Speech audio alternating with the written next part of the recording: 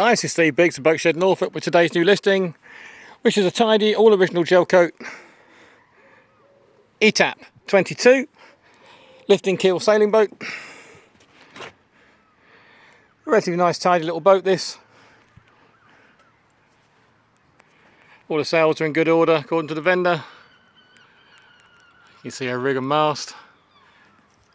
Self-furling Jekyll's main, self-furling Jekyll's jib, sorry. Duck poo on the deck, which is not mandatory.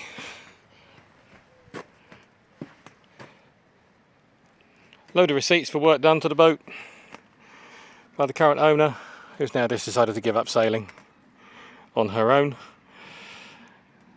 Has loved sailing pretty much all her life. So, nice little sailing boat.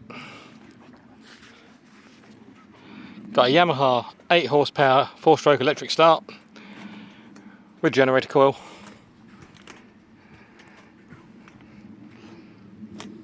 All very neat and tidy. Probably an absolute bargain for what we're asking for, or what the owner's asking for. If you'd like further information, please contact me, Steve Biggs, at boatshednorfolk.com. Thanks for watching.